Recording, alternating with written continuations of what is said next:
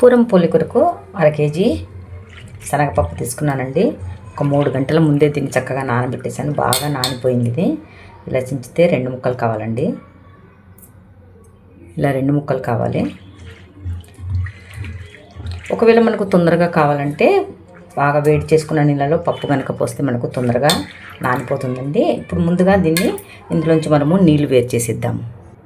పప్పులోంచి నీరంతా వేరు చేశానండి. ఇదైతే 1/2 కేజీ పప్పు నానబెట్టాను. అలాగే 1/2 కేజీ బెల్లం తురుమండి, చక్కగా తురుముకొని పెట్టుకున్నారు. మీరు పౌడర్ వాడుకున్నా పర్వాలేదండి. నా దగ్గర ముద్ద బెల్లం ఉంది కాబట్టి నేను దీన్ని పౌడర్గా చేసేసాను. చక్కగా తురిమి పెట్టేశాను. రెండింటిని ఇప్పుడు మనము మిక్సీ గ్రైండ్లో చక్కగా రుబ్బేసుకోవాలి. ఒక మిక్సీ జార్ తీసుకొని సగం పప్పు సగం బెల్లం తురుము వేసి అవసరం ఉంటే ఒక 2-3 స్పూన్ల నీళ్ళు వేసేసుకోవచ్చండి. అంతేగాని మరీ ఎక్కువగా నీళ్ళు వేసుకోకూడదు మనము. ఎందుకంటే ఈ బ్యాటర్ మొత్తము మనకు దోశ పిండి బ్యాటర్ ఎలా ఉంటుందో అలా వేసుకొని మనము ఇది రుబ్బేసుకోవాలి. కొద్దిగానే నీళ్ళు వేస్తాను నేను ఇప్పుడు. ఇలాంటి ఒక 2 స్పూన్ల వరకు వేసేసుకొని చక్కగా దీన్ని రుబ్బేసుకోవాలి. కొద్దిగా నీళ్ళు వేసుకుంటూ ఈ బ్యాటర్లా నేను చేసేసామండి. ఒకవేళ మనము వేసుకునేటప్పుడు నీళ్ళు తక్కువ అనిపిస్తే మనం కొద్దిగా కూడా నీళ్ళు వేసుకోవచ్చు. మరీ ఒక్కసారి పలచగా చేయకూడదు. నేను ఇలా వచ్చే వరకు నేను రుబ్బేసాను దీన్ని మెత్తగా. ఇప్పుడు దీన్ని బౌల్లోంచి మిక్సీలోంచి వేరు చేసేసుకుందాము. కొద్దిగా నీళ్ళు వేసుకుంటూ పప్పుని బెల్లంని చక్కగా ఇక్కడ రుబ్బేసానండి. చాలా ఒక దోశ బెటర్లా మనకు రెడీ అయిపోయింది. ఒకవేళ వేసేటప్పుడు ఇంకా చిక్కదనంగా అనిపిస్తే ఒక 2 స్పూన్ల వరకు మనకు నీళ్ళు వేసుకుంటే పర్వాలేదండి. మొత్తం 1/2 కేజీ పప్పు 1/2 కేజీ బెల్లం తురుము మొత్తము ఇందులో వేసేసాను. చాలా ఈజీ మెథడ్ అండి పూరం పూలలు చేసుకోవడానికి. పండగ రాగానే ఎలా వస్తాయో అని చాలామంది ఇబ్బంది పడుతూ ఉంటారు. పిండి ఉడకపెట్టే అవసరం లేదు.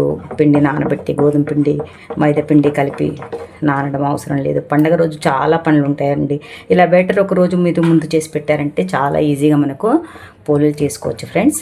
ఇందులోని ఒక స్పూన్ మట్టుకు యాలకుల పొడి వేస్తున్నానండి. ఇది 1/2 కేజీ పెట్టుకు 1/2 కేజీ బెల్లం 1/2 కేజీ శనగపప్పుకి ఒక 7-8 యాలకులు చక్కగా పొడి చేసి ఇందులో కలిపేసాను ఫ్రెండ్స్. చక్కగా మనం కలుపుకొని మనం కొన్ని అట్లలా వేసేసుకొని మిగతాది మనం ఫ్రిడ్జ్లో పెట్టుకున్న ఇదేమి పాడవదండి. ఎందుకంటే నేను ఇంతకుముందు కూడా 2 సార్లు ఇలాగే చేశాను కానీ నేను వీడియో తీయలేదు. ఒక 2 సంవత్సరాల కింద ఇలాంటిది వీడియో వేసేసానండి. కానీ ఇప్పుడు మళ్ళీ పండగ కాబట్టి మళ్ళీ నేను చేసేస్తున్నాను. ఇక్కడ బ్యాటర్ అయితే రెడీ అయిపోయింది ఫ్రెండ్స్. మనకి పెనం బాగా వేడికిపోయిందండి. చక్కగా నూనె వేసాను, కొద్దిగా నెయ్యి కూడా వేసేసానండి. ఇప్పుడు మళ్ళీ మెల్లగా మనము దీన్ని దోశ అట్లు ఎలా వేసుకుంటామో అలా వేసేసుకోవాలి. మరి అంత పెద్దగా రావులండి. చిన్నగా ఇలా వేసుకుంటూ కొంచెం వేసుకుంటూ పోసుకున్నామంటే మనం పూరం పొడిలు మొత్తం రెడీ అయిపోతాయి. పైనుంచి కొద్దిగా మనము ఎండు కొబ్బరి తురుము వేసేస్తున్నాను. 2 వైపులా నెయ్యి వేసుకుంటూ మనము 2 వైపులా కాల్చుకోవాలండి. 2 నిమిషాలు కాల్చిన తర్వాత చక్కగా మనము లూజ్ చేయాలండి. సైడ్ నుంచి మళ్ళొక్కసారి తిరిగేసుకోవాలి. చక్కటి కలర్ వచ్చేసిందో చూడండి. ఒక 2 నిమిషాల తర్వాత దీన్ని కూడా మనము మార్చేసుకుందామండి.